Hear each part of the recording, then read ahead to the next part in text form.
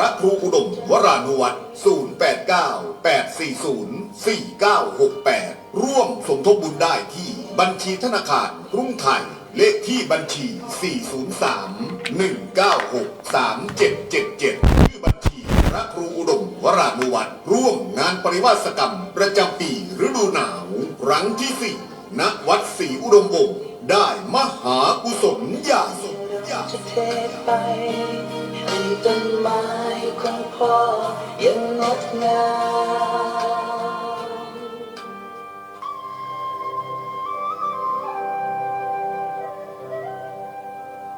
ขณะนี้คุณกำลังให้เกียรติติดตามรับฟัง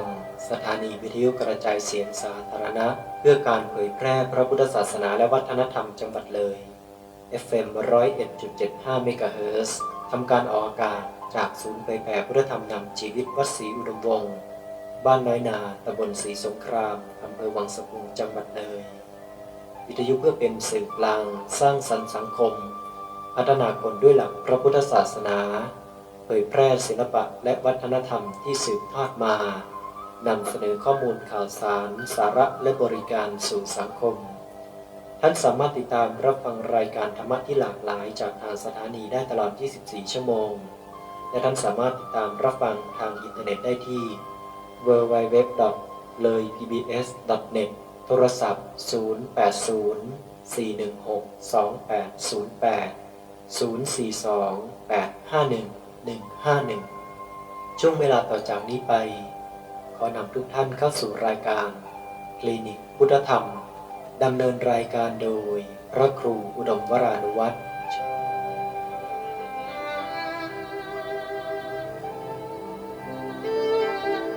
โรคทางกาย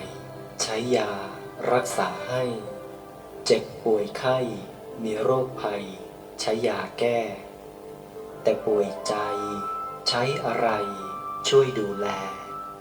หาทางแก้ลองเข้ามาคลินิกพุทธธรรมจะแจกจ่ายธรรมะให้ถูกโรคจะทุกโศกเศร้าส้อยและหงอยเหงาหมดปัญหาเมื่อหมุนมาหาคลื่นเราเชิญท่านเข้าสู่คลินิกพุทธธรรม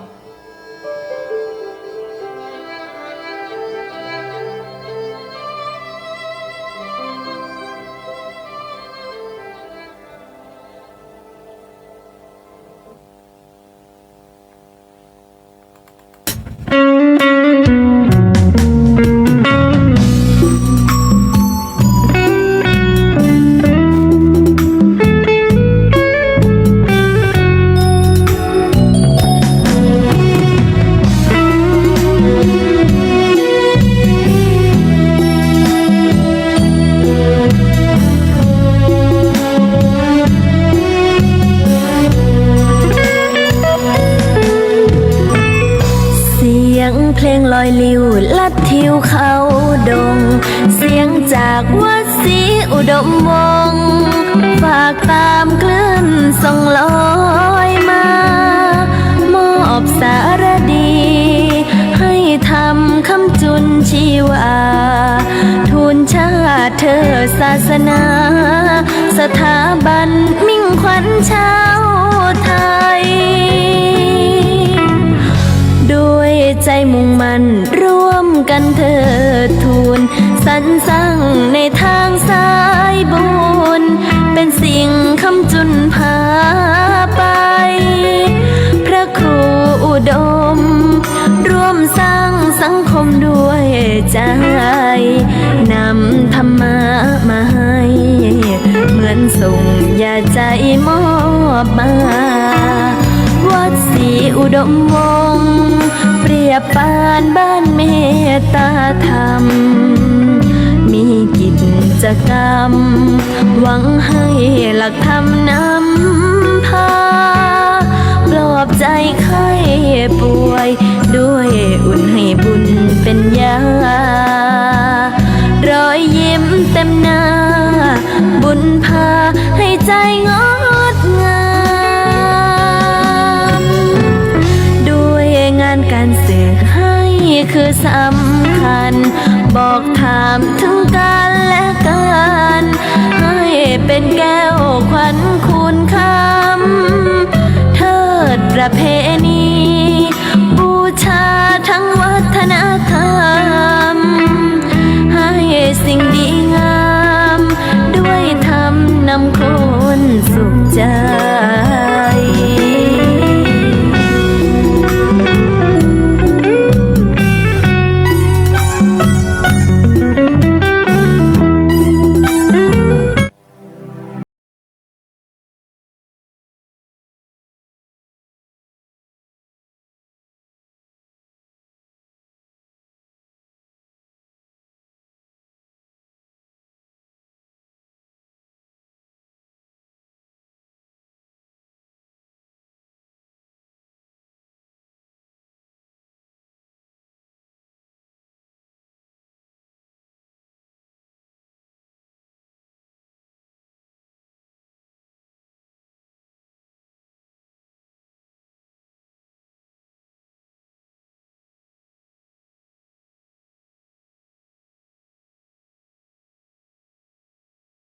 ของหล่นหายย้อนไปหายังได้พาพันพบประสบสม แต่คืนวันผ่านไปไม่ปรารภจะนิยมย้อนหลังอย่าหวังเลย ขอนำน้อมต่อพระรัตนตรัยกราบคารวะพระมหาเถรานุเถระทุกรูปทุกวัดด้วยความเคารพอย่างสูงยิ่ง ขอความสุขความเจริญจงบังเกิดขึ้นมีแต่เหล่าญาติโยมสาธุชนคนดี ทั้งหลายด้วยกันทุกท่านทุกคนณโอกาสนี้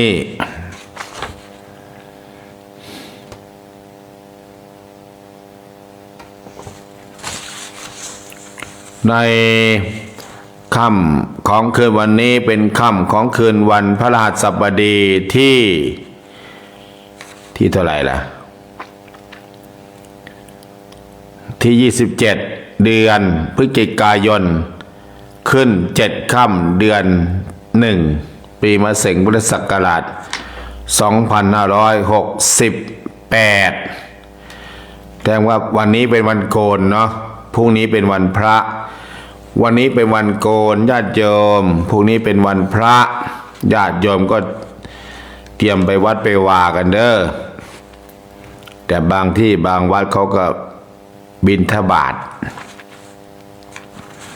แต่วัดศรีนวงศ์เนี่ยคือวันพระ8ค่ำ15ค่ำนี่พระไม่ได้บิณฑบาต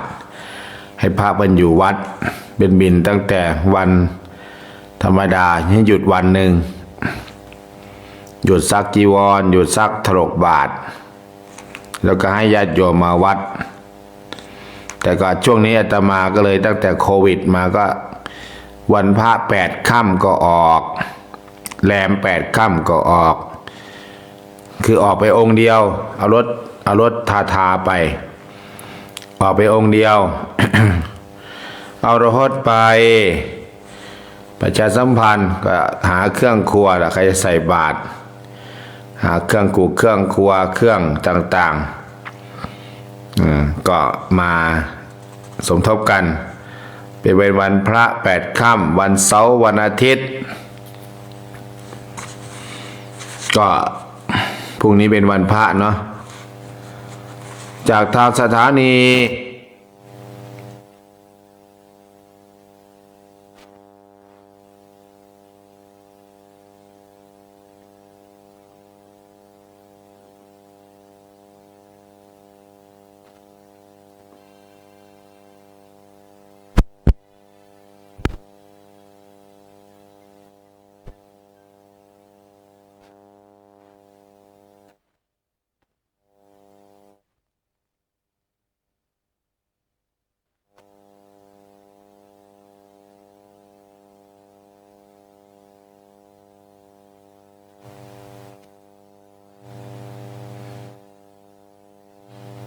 เสียง มีเสียงไฟ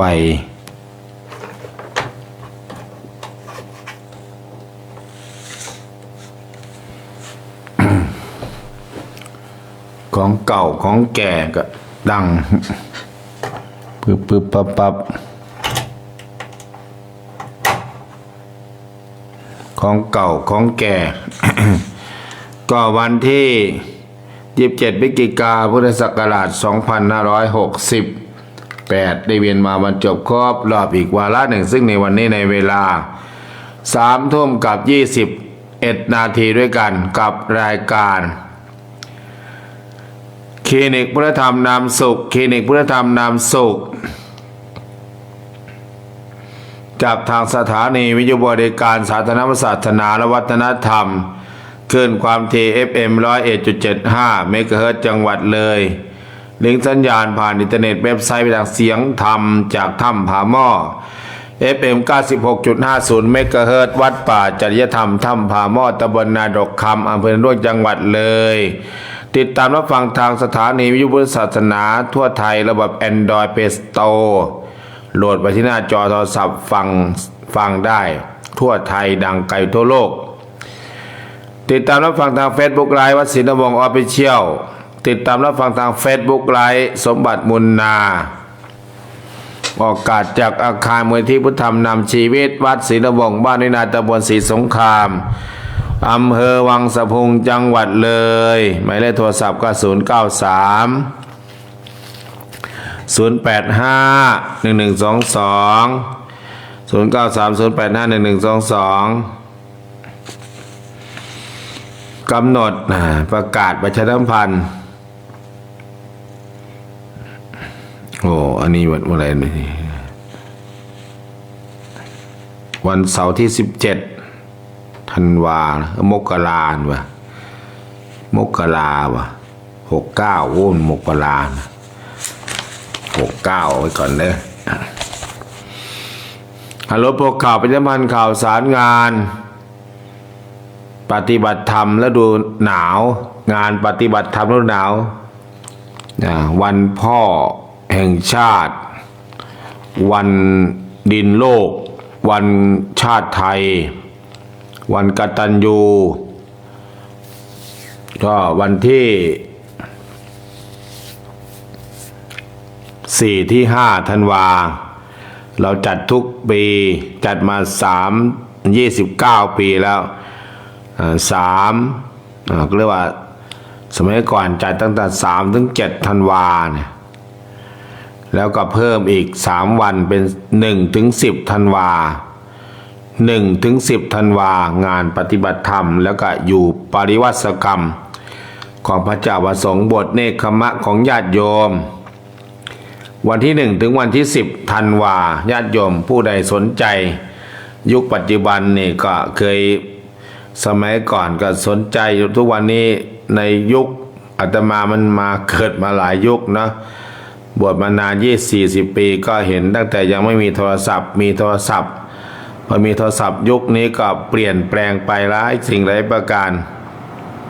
ในทางที่ไม่ค่อยดีเท่าไหร่ สมัยก่อนดูวัฒนธรรมประเพณีการเข้าวัดการมาเพื่อปฏิบัติธรรมดูแล้วมันไหลลื่นดีญาติโยมสมัยก่อน แต่สมัยวันนี้ก็ยากมันยากมันลำบากมันนู่นนี่นั่นต่างๆแล้วก็อาตมาในฐานะเป็นพระภิกษุสงฆ์อยู่ในพุทธศาสนาในยุคปัจจุบันยุคก่อนยุคกลางยุคปัจจุบันก็ทำหน้าที่ต่อไปอยู่ทำหน้าที่ต่อไปหน้าที่ประมงคือการจับปลาหน้าที่ของพระหน้าที่ประมงคือการจับปลาหน้าที่เมฆาก็หากำไรหน้าที่ของศิลปินก็ศิลปะหน้าที่ของพระก็ต้องสอนมนุษย์ยอมสอนมนุษย์หน้าที่ของชาวพุทธคือการปฏิบัติธรรมทำหน้าที่ไปก็มากได้น้อยบ้างก็ต้องไม่เป็นไร ก็ตามกรรมตามโอกาสตามเวลาเพราะนั้นก็วันที่1 ถึงวันที่10ก็เริ่มปฏิบัติธรรม1ขอปริวาสวันที่4ก็ขึ้นมานัดวันที่4ก็เป็นวันไฮไลท์ของงานที่จะเริ่มประพฤติปฏิบัติธรรม1 วัน 1 คืนหรือว่าฟังเทศน์สอดแจ้งฟังเทศน์สอดแจ้งก็วันที่1 ถึงวันที่10วันที่4 ที่ 5เราทำมาทุกปี29 ปีละเข้า3 ทศวรรษแล้วโยม เพราะนั้นก็คือทำเมื่อ2รัชกาลที่9ก้าวสู่รัชกาลที่10เพราะฉะนั้นญาติโยมญาติธรรมที่เคยร่วมชะตากรรมเดียวกันร่วมประพฤติปฏิบัติธรรมมีโอกาสหรือว่าญาติธรรมใหม่คนหนุ่มคนสาวก็เข้ามาปฏิบัติธรรมทำให้พ่อทำให้แม่พ่อมาเกิดเก้าแม่มาเกิดเก้าแล้วก็พ่อหลวงแม่หลวงของเราแล้วก็ชาติพระศาสนาพระพุทธศาสนาพระมหากษัตริย์ก็ถือว่าเราได้อย่างน้อยเราเป็นรุ่นนี้ก็นำเป็นตัวอย่างให้กับเด็กและเยาวชนคนรุ่นใหม่ๆจะได้เข้าใจสืบต่อไปแล้วก็ใครจะเป็นเจ้าภาพอาหารโรงทานน้ำปานะใครจะมาแจกข้าวหาพ่อหาแม่ก็แจ้งความประสงค์แจ้งความจำนงตั้งแต่วันที่1ถึงวันที่10เราก็แจกข้าวได้มี 3,000 มี 2,000 แล้วก็ทำข้าวหม้อแกงหม้อมาแล้วก็เอารูปมาอุทิศส่วนบุญส่วนกุศลไปเพราะฉะนั้นญาติโยมญาติธรรมก็เราจะรอมีเงินหมื่นเงินแสนเงินต่างๆมันก็พ่อแม่เรารออยู่แล้ววันที่4ใครจะมาตั้งโรงทานอาหารน้ำปานะน้ำชากาแฟตลอดงานข้าวกีสำคัญในข้าวกีเนี่ยโยมเอ้ยข้าวต้มยำดึกนี่ปิ้งมันนี่ข้าวหลามนี่ปิ้งกล้วยนี่โอ้สุดยอดญาติโยมญาติธรรมก็อย่าลืมอย่าพลาดเด้องานนี้ไม่ใช่งานมันไม่ใช่งานวัดมันเป็นงานระดับอำเภอระดับจังหวัดเป็นแอนซีนของจังหวัดเลยขอให้ญาติโยมได้ร่วมกันแอนซีนในการแนวทางปฏิบัตินะไม่ใช่แอนซีนในการท่องเที่ยว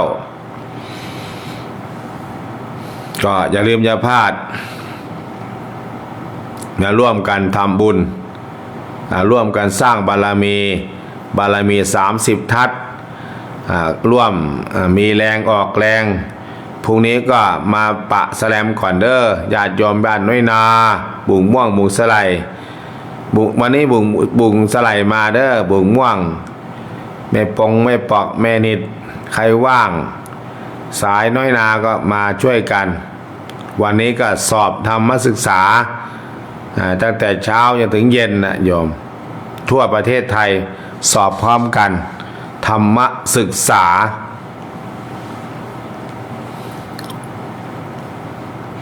แล้วก็เตรียมงานไปด้วยงานก็เตรียมเวทีก็ลำโพงตั้งเรียบร้อยแล้วเหลือแต่เวทีประดับตกแต่งในวันที่1 นี่แหละ1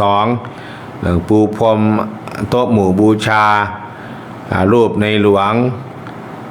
รูปบูรพมหากษัตริย์ตั้งแต่พระโลกแสลมปั๊บก็ขนไปเลยขอมีพระเข้ามาอยู่แล้วก็อาศัยแรงพระ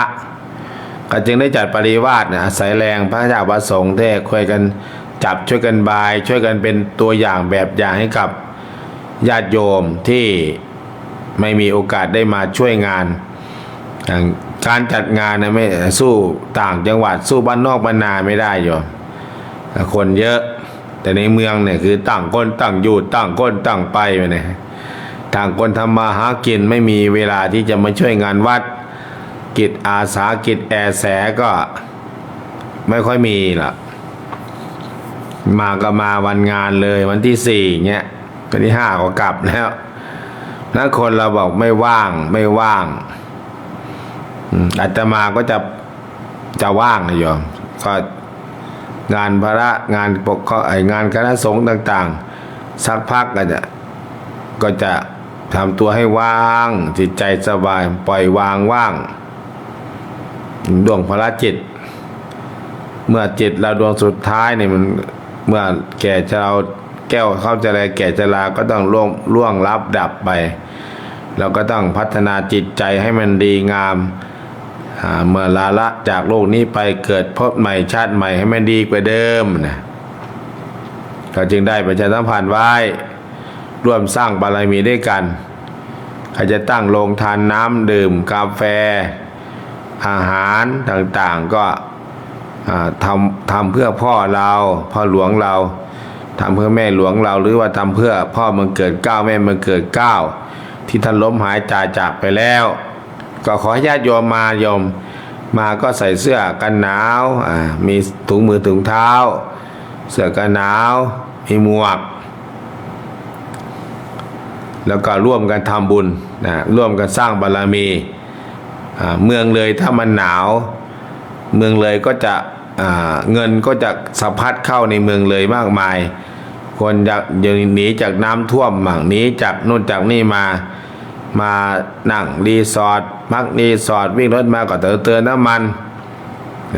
เซเว่นต่างๆสิ่งร้านค้าร้านขายก็ขายของได้เพราะเมืองเลยหนาวเนี่ย3 เดือนเนี่ยเมืองเลยก็จะคนท่องเที่ยวก็จะมาเยอะโยมท่านร้อนเมื่อไหร่เนี่ยที่ไหนก็ร้อนโยม4 ภาคร้อนหมดแต่หนาวนี่มีไม่กี่ภาคเนี่ยบ้านเราหนาววันนี้อุณหภูมิเท่าไหร่เขาบอกว่าจะลดอุณหภูมิวันนี้ลดตันตีประมาณนักตอนนี้เท่าไหร่แล้วนะอุณหภูมิตอนนี้16 องศาแล้วโยมวันนี้16 องศา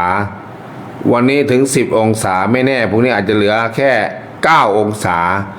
ถ้าบางสะพุง10 องศาแล้วภูเรือ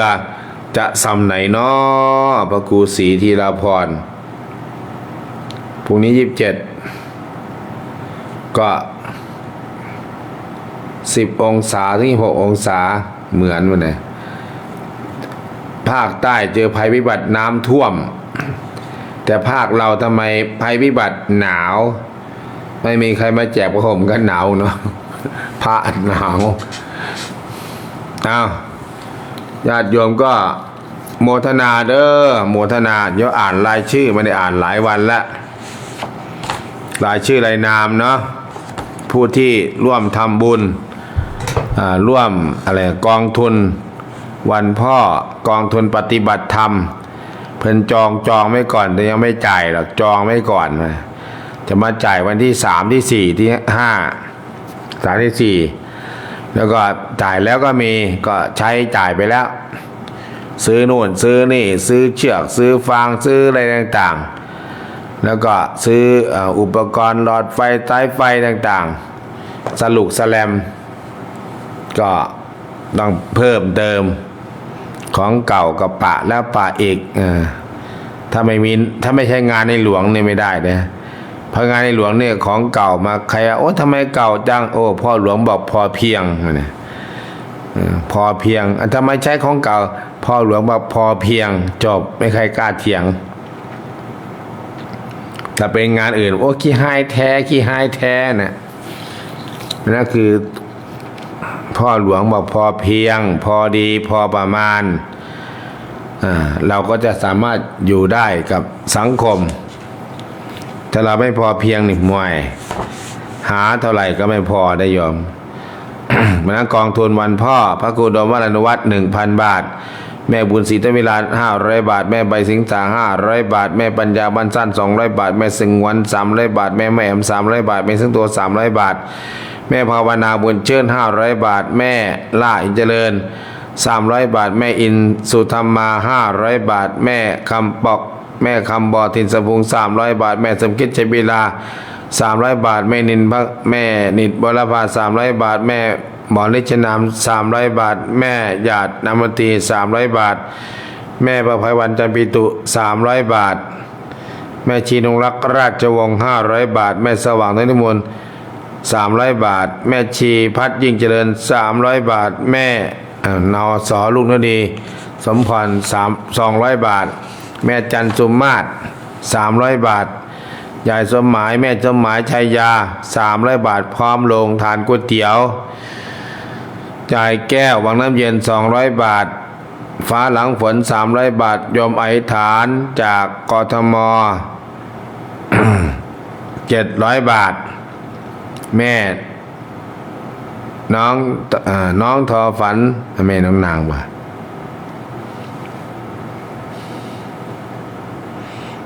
น้องทอฝัน300 บาท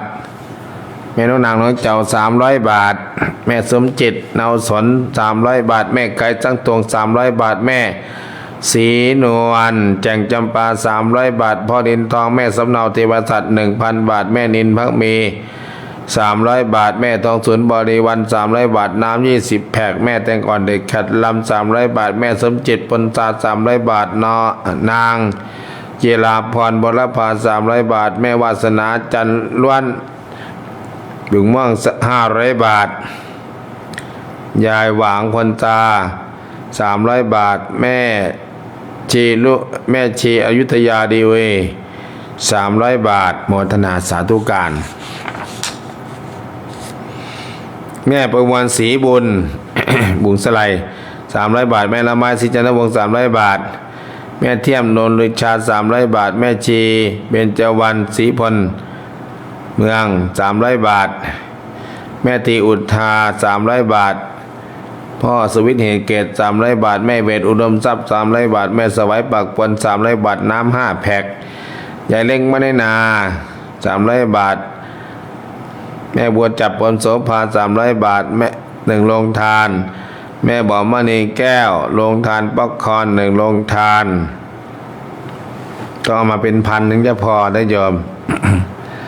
ยายเพลินคงปฏิทานนท์ยายเพลินคงปฏิทานนท์300 บาท แม่สมหญิงมีชื่อแม่ครูหญิงแม่ครูหญิงดวงศรี500 บาท แม่ชีบุญเรือนทอเมกุล300 บาท แม่ประนอมประชุม2,000 บาท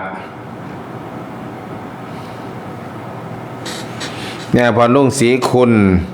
300 บาท แม่ครูประภัยวันโพโน5,000 บาท แม่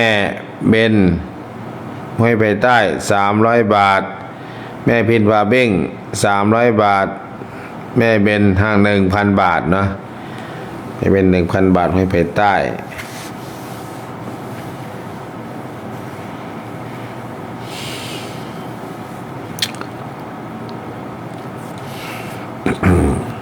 แม่พินพาเบ้ง300 บาท แม่เพชรติ้วน้อย200 บาทโมทนาสาธุการ แม่สมัครราชบัวเส200 บาท ยายแพงอารมณ์500 บาท แม่อุไรวันนำวง300 บาท แม่ลำดวนพักมี300 บาท แม่ยิ้มจำสับ300 บาท พระวิชัยตาลโย300 บาท พระมังกรปัญญาโย500 บาท แม่เสียนแสงขาว300 บาท แม่นันดาพรบุรพา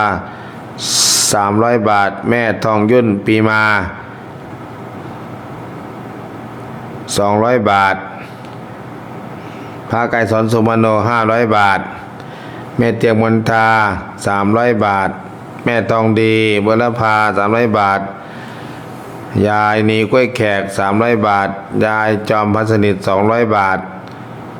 แม่นงจำปาสิน300 บาท แม่สุภาพแก่นศิยา300 บาท ใจภาพกิริศรี300 บาท แม่ก๊อฟบางจันทร์400 บาทแม่ก๊อฟแม่เลยแม่ปิ๊บทางประเสริฐป่ะ400 บาท แม่ก๊อฟบางจันทร์300 บาท แม่ตุกสีสร้อย200 บาท แม่น้องดาวบวนบุก300 บาท แม่แววสง่าลี200 บาท แม่อนงนิดสารทู300 บาท แม่นางขันบิตแม่นางขันบิตสังขาร300 บาท แม่สุภาพพิซซ่า300 บาท แม่สำลีศรีสะอาด300 บาท แม่คำพันธ์พิมพ์จอม300 บาท สวนป่าปฏิบัติธรรมอาจารย์ณรงค์ฤทธิ์500 บาท แม่สุดท้ายสุขสมบูรณ์300 บาท แม่เรือนบุญเกต300 บาท แม่สีทองเบญจธรรม300 บาท แม่นางอะไรนางรักนางรัตชมพูนางรัศมีชมพูแม่น้องอาเฟย300 บาท พระสวิทย์อธิวโร300 บาท พระทัดพลจันทสาโล300 บาท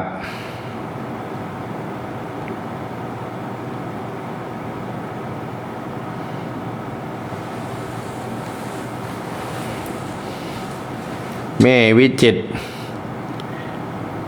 พรหมพรหมอะไรพรหมมหามงคลป่ะไม่แม่วิจิตรพรหมอะไรพรบาโลใหญ่ 1,000 บาท แม่วิจิตรพรหมมาศแม่กุหลาบทองพูนป่ะเราใหญ่500 บาท แม่ล้อมแม่บุญล้อมทองโสดทองโชคมา500 บาท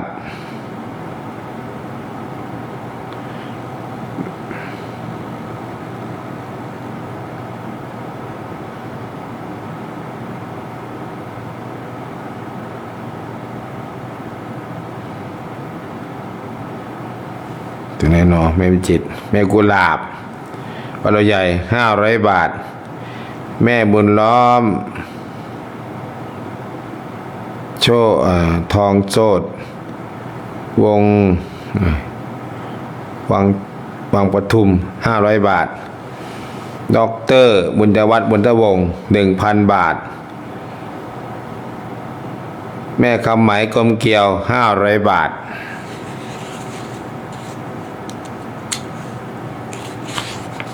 เนี่ยผู้ใหญ่ดาวบ้านน้อยนาบ้านมุกสไล500 บาท แม่สอนเวียงแม่เทาวันสอนเวียง300 บาท ยายหนูในแสนสด500 บาท แม่วาสนาปัญญาดี 1,000 บาท พ่อเอกแม่เอกกลักเฟอร์นิเจอร์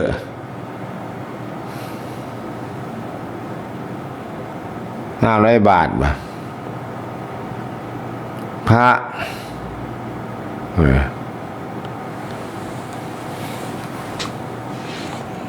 แม่พรทิพย์พิทักษ์สิงคาร500 บาท แม่ชีสวยเยี่ยมหอม300 บาท แม่ชีสีดาจันทนามจันทิราบ100 บาท แม่ทองคำสมิลา300 บาท แม่คำพรแม่คำแม่อัมพรไม่ต้องอัมดวงปทุม300 บาท แม่เพลินพาบิ้ง300 บาท นางเพชรรัตน์หอเล1,000 บาท แม่บุญปานนิพาสินนท์500 บาท แม่หนูพินบางใบ300 บาท ยายกิษณะแม่นายกิษณะบุรพา300 บาท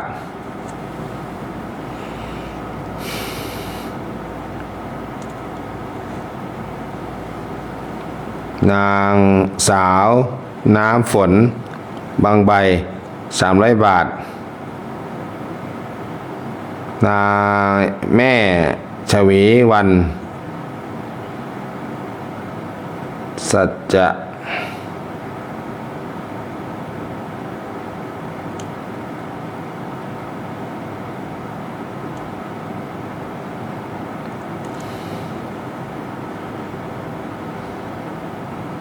วันแม่หนูเพนสไล500 บาท ยายสมเด็จนายสมเด็จละยัน300 บาท แม่ขวัญ แม่ขวัญเหล่าลุมพุกนะ200 บาท แล้วก็คุณพ่อชาติชายพรหมปุย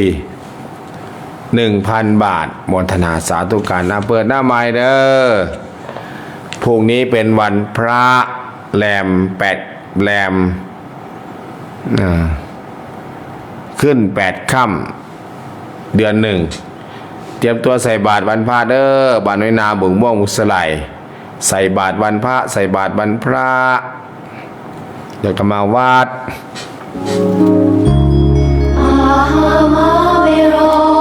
เปิดหน้าไม้ญาติโยมเปิดหน้าไม้เปิดหน้าไม้เด้อเปิดหน้าไม้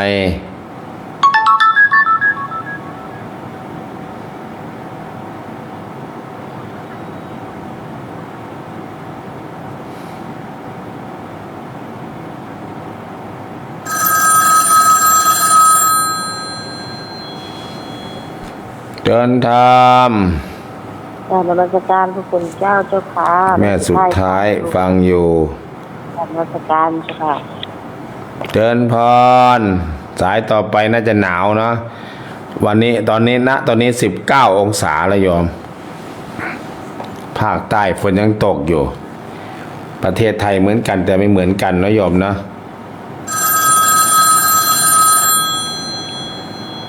เดินธรรม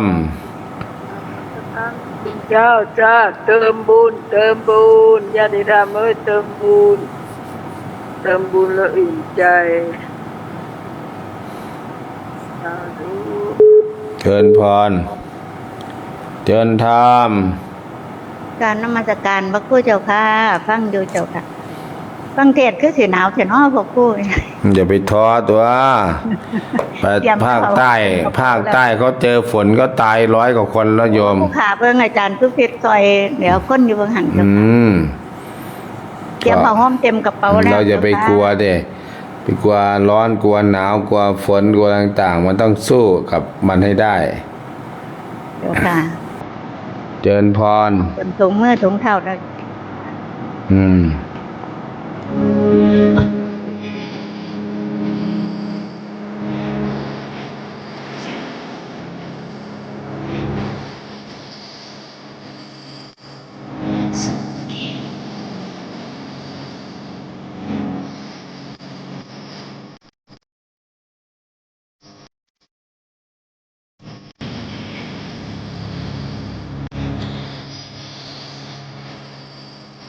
สายต่อไป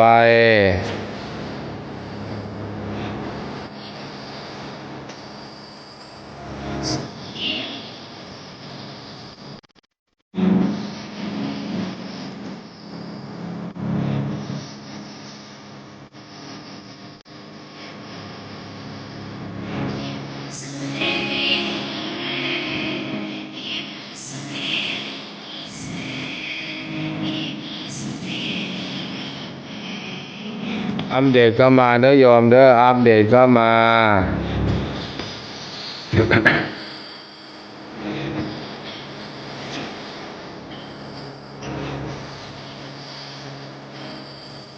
093085112อย่าคาหนาวโยมอยู่ใต้ฟ้าอย่าคาหนาว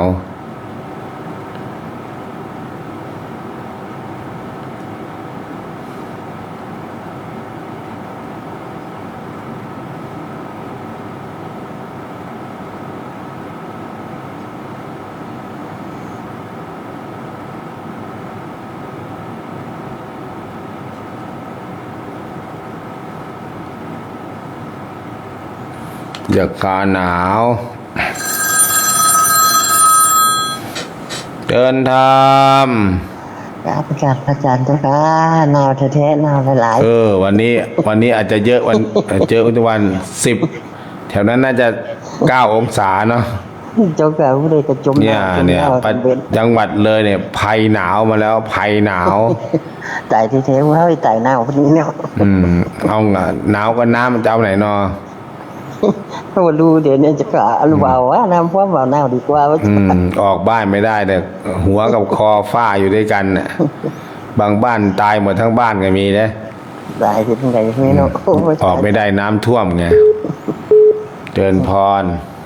จ้าจ้าละ เจริญธรรม ค่ะการนมัสการหลวงพ่อฟังอยู่เจ้าค่ะ จาก แม่ปุบ้านยางเดียวเจ้าค่ะหลวงพ่อ แม่ปุบ้านยังเดียว เจ้าค่ะ บุญรัก เติมบุญเจ้าค่ะ อย่าลืม5 ธันวาเด้อมาทำ4 เจ้า ธัน ค่ะ วา ถ้าไม่ได้ไปปฏิบัติธรรมก็จะไปทำบุญอยู่เจ้าค่ะหลวงพ่อเพราะว่าจองไว้แล้วค่ะ จะได้ มาร่วมทุกข์ร่วมสุขกันมาแล้ว ลุย ค่ะ ลุย ค่ะ เอาสร้างบารมีกัน เจริญธรรม สการพระคุณเจ้าเจ้าค่ะ แม่เรียนบุญเกต เจ้าค่ะนมัสการ หนาวไหม หนาวเจ้าค่ะ อยู่บ้านไรบุงปะก้ามบ่หรือไอ อยู่บ้านปากปิง เหนือปักเป่งอากาศเย็นสบาย เจ้าค่ะ ใกล้ท่าเลย นมัสการเจ้าค่ะ เดี๋ยววันที่ 4ค่อยมาโต้ลมหนาวกัน เจ้าค่ะ สาธุเดี๋ยวจะเอาฟืนต้มน้ำร้อนไว้ น้ำร้อนน้ำชา น้ำยาอุทัย แก้รถในก็หายน้ำยายสมหมายยายใบเป็นไงเนาะ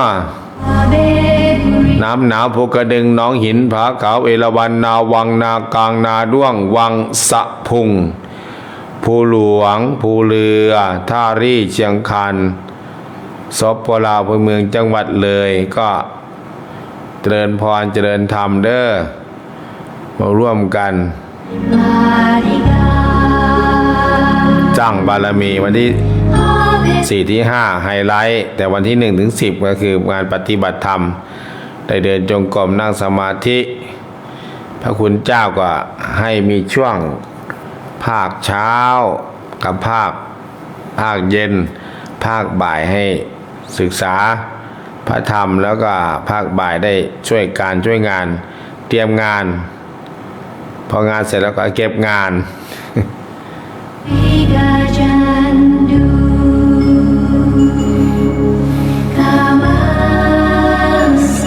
สายต่อไปยายจอมยังไม่นอนยายจอมป่ะไม่นานหรอกเจ้าเจิญธรรม กราบนมัสการพระครูเจ้าค่ะก็ขอสวัสดีญาติธรรมทุกเส้นทุกสายทุกอำเภอทุกจังหวัดทั่วโลกเด้อแกงผลการรับฟังเจ้าค่ะเสียงดังฟังชัดเจนฟังคือเก่านั่นแหละเจ้าค่ะถึงว่าจะหนาว โอ้คือเขาเนาะแต่มันจะหนาว เจ้าค่ะอย่ามันบ่หนาวแล้วเนาะเจ้าค่ะมันบ่หนาวก็บ่แม่นจังหวัดเลยเนาะเจ้าค่ะเนาะ คนไหนอยากมาอยู่เลยอยากเกิดเมืองเลยก็ต้องสู้กับความหนาวได้ ถ้าไม่อยากเจอหนาวก็ให้มาอยู่สงขลาภาคใต้ หนาวดีก็ร้อนที่เนาะพระครูมันได้ใส่เสื้อผ้าเนาะเจ้าค่ะ ดีกว่าฝนดีกว่าจมน้ำวะ เจ้าค่ะโยมฟังทั่วผ่าฟังอยู่นี่ล่ะเจ้าค่ะ ก็ถือว่า ตั้งใจฟังเจ้าค่ะ อยู่เมืองหนาวเห็นไหมประเทศอะไร อินเดียก็หนาวประเทศอะไรศรีลังกาประเทศอะไรทิเบตเขาอยู่เยือกเขาหิมาลัยเนี่ยคนมีบุญแล้วคนหนาวเนี่ยคนบาปกับคนร้อนเลยแล้วก็ เอาบุญไว้ก่อนนะโยมนะ เจ้าค่ะ สา อ ธุ นุมัสการราช เจริญพ การ ร อินทร์ธรรม กราบนมัสการพระคุณเจ้ายายจอมพันสนิทถุงมือถึงเท้า กินน้ำอุ่นๆเด้อดื่มน้ำตะไคร้น้ำขิงดื่มน้ำมะนาวให้เลือดมันวิ่งขึ้นสมองลงกระเพาะ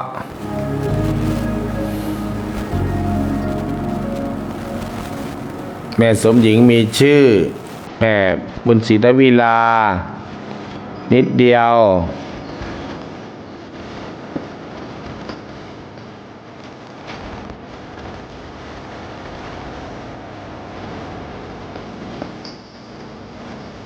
ลุงปิ่นอารมณ์อนุโมทนาสาธุการเด้อ อย่าลืมอย่าพลาดธรรมะคือหน้าที่เนี่ยธรรมะคือคุณากรธรรมะคือธรรมชาติเจริญธรรม ตามน มัสการพระคุณเจ้าเจ้าค่ะตื่นมาพ่อพอดีเจ้าค่ะ ตื่นมาพ่อพอดีว่าหนาวป่ะ หนาวเจ้าค่ะ ใส่เสื้อใส่ผ้าอุ่นๆไม่ได้ เจ้าค่ะกราบนมัสการเจ้าค่ะ หนาวก็ตาย ร้อนก็ตาย ฝนตกก็ตาย ฝนไม่ตกก็อยู่นิ่งๆก่อน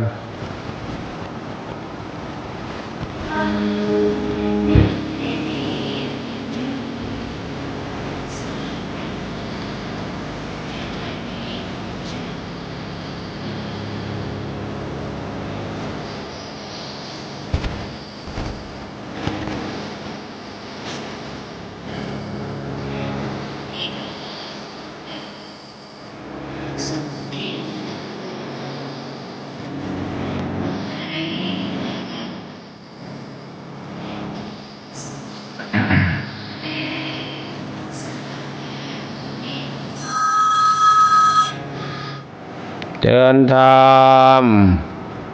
กราบนมัสการพระคุณเจ้าเจ้าค่ะน้องนางก็ฟังอยู่พระอาจารย์โยมมีข้าวใหม่ใครจะสีให้มีเครื่องลงสีไหมเจ้าค่ะพระอาจารย์มีใครสีไหม ก็เอามาโลด แล้วให้ใครมาเอาให้หน่อยโยมไปไม่ได้ ก็ให้รถที่โฆษณานะ เนี่ยเขาผ่าน เอาให้ บ้าน ดูหน่อย เขารู้จักเวลาพยาลีอ่ะ ถามเอาพระอาจารย์อยู่ศาลากลางบ้านนั่นเลยถามว่าบ้านแม่น้องนางหนองนกเจ้าก็รู้จักอยู่เพราะว่าใส่เล้าไว้อยู่พระอาจารย์เอาออกไว้นอกเหรอเจริญพรเจริญพร ตัดน้ำเจ้าป่า วันสองวันเราก็ไปเอาเด้อเจริญธรรม ครับนมัสการเจ้าค่ะใหญ่นี่เนี่ยเจ้าค่ะ ใหญ่นี่บ่หนาวป่ะ หนาวเจ้าค่ะ หนาวดีอย่าว่าหนาวหลายเลย หนาวไล่วันนี้หนาวไล่ก็ บ่ต้องบอกว่าคนไทยเลยว่าหนาวดี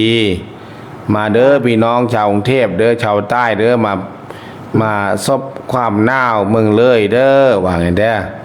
ที่หนาวใส่พอดีเนาะอาจารย์ หนาวดีแต่ฝนตกไม่ดี ให้ไล่ดมหนาว น้ำท่วมไม่ดี มันพัดรถพัดเรือไปหมด น้อยฟังอยู่เด้อบริหูไล่มือกัน หนาวก็ได้เอาเสื้อกันหนาวมาใส่ถุงมือถุงเท้า แล้วก็ซื้อมันมาหมกใต้เตา แล้วต้องการลาดิเจ้าค่ะ ทุกอย่างให้กินมันมกยายบัวบานยายบัวจัดพรมโสภาแม่เนาะแม่ครูหญิงดวงศรียายสวัยปากปวนเมตตาปากปวนแม่แปวปากปวนพ่อธนุงพ่อถนอมปากปวนพ่อวิไลน้ำภูเมษาวณีไปไหนเนาะหลบหนาวว่ะ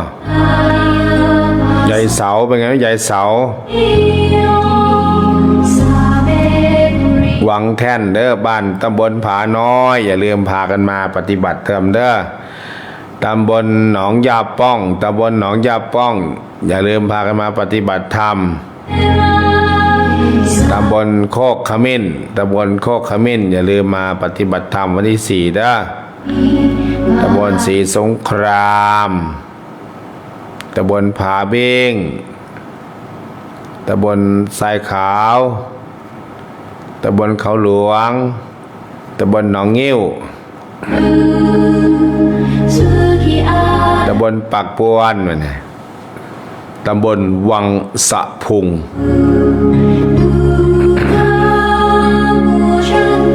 พากันมาปฏิบัติธรรม ช่วง อาตมาว่านักวิทยาศาสตร์ก็ยังวิจัยไม่ได้เนาะเก็บความร้อนใส่เมื่อแบตเตอรี่ได้เลยเป็นพลังงานแสงอาทิตย์เวลาฝนตกเก็บน้ำฝนไว้อาบไว้ใช้ได้ แต่เวลาหนาวทำไมไม่มีใครเก็บความหนาวไว้เนาะจากน้องพ่อฝันเจ้าค่ะกราบนมัสการหลวงพ่อเจ้าค่ะน้องพ่อฝันฟังอยู่เจ้าค่ะอากาศสบายไหมหนาวเจ้าค่ะหนาวมากตอนเช้าหมอกตกเยอะมากเจ้าค่ะ หนาวกับน้ำท่วมเอาไหนดี หนาวเจ้าค่ะ หนาวได้ใส่หมวก จังหวัดเลยน้ำไม่ท่วมเจ้าค่ะ จังหวะใครจังหวะมันหรอกเดี๋ยวก็ท่วมอโมทนาว่าฟังกับใครอ่ะ ฟังกับยายเจ้าค่ะ ฟังกับยายฟังกับยายเจ้าค่ะ ฟังกับยายเนาะวันเสาร์มาแต่งสถานที่เด้อวันเสาร์ที่อะไรปะ ดูก่อนเจ้าค่ะ จะมาดูทำไมเราก็มาเลยเนี่ย เผื่อปิดเผื่อไปขายของกับแม่เจ้าค่ะ โอ้เผื่อไปขายของกับแม่อ๋อ29วันเสาร์30อาทิตย์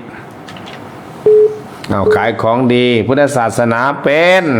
พระพุทธศาสนาเป็นศาสนาประจำชาติไทยของเรา และจังหวัดเลยของเรากราบนมัสการลาหลวงพ่อเจ้าค่ะ สาธุสาธุอนุโมทามิเจริญธรรมยาย ยายสวัยกับปัวอันสั่งอยู่กับ ยายสวัยปักปวน เติมบุญ เติมบุญยามนอนเจ้าค่ะ ใส่ถุงมือถุงเท้าใส่หมวกแล้วก็อย่าไปคุมโปงหลายหันใจไม่ออกเด้อ ผ้านวมมันหนัก สมัยก่อนมาอยู่ในจังหวัดเลยใหม่โยมถวายผ้านวมมา2-3 ผืนมาเนี่ยปูเนี่ยลองนอนผืนหนึ่งแล้วกับโปะอีก2 ผืนหันใจไม่ออกญาติโยมเกือบตายไม่เคยมาเนาะสมัยก่อนหนาวนะสมัยก่อนหนาวคักๆหนาวถึงใจนะอันนี้มันหยุดหนาวมาหลายปีแล้วแต่ปีนี้เพิ่งมาหนาวแบบดีๆใหม่ก็เลยว่าอาจจะตื่นเต้นอนุโมทนากับญาติโยมที่ติดตามรับฟังเด้ออย่าลืมอย่าพลาดอย่าละโอกาสอันดีงามงานปฏิบัติธรรมฤดูหนาววันที่1ถึงวันที่10ธันวา ไฮไลท์วันที่4ที่5ธันวาปฏิบัติธรรมฟังธรรมกันสอดแจ้งขอเชิญคุณหนุ่มคุณสาวผู้เฒ่าผู้แก่โยมพ่อโยมแม่ทุกหมู่บ้านมาร่วมกันเพื่อปฏิบัติ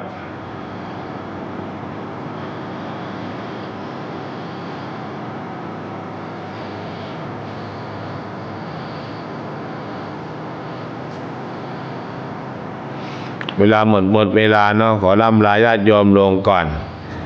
วันพรุ่งนี้เป็นวันพระวันธรรมสวนะญาติโยมอย่าลืมไปวัดกันเด้อน้อยนาบุกม่วงมุงสไลก็ใส่บาตรใส่น้ำใส่ท่าใส่พริกเขือเกลือปลาร้าใส่ลงไปจะได้เอามาใช้ลงครัวตำส้มเลี้ยงผู้คนที่มาทำงานพรลุ่งศรีคุณแล้วก็งานปฏิบัติธรรมวันที่1ถึงวันที่10ธันวาวันที่1วันที่10ก็ที่ร้านธรรมเตรียมตัวเตรียมใจ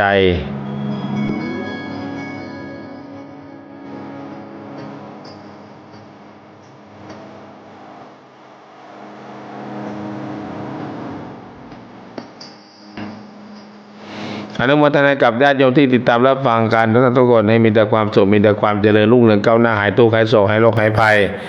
สามัคคีเสน่ห์จันทร์จงหายไปมีแต่ความสดชื่นเบิกบานและแจ่มใสด้วยกันทุกท่านทุกคนเทินเจริญพรเจริญธรรม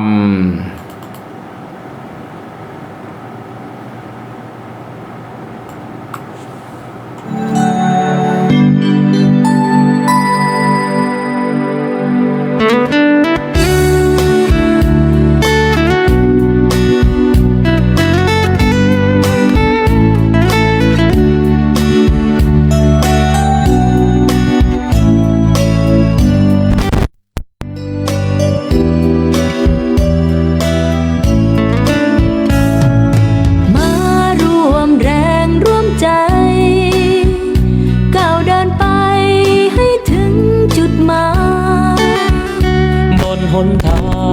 งที่สดใสขัดเกลาใจใช้ธรรมนำพา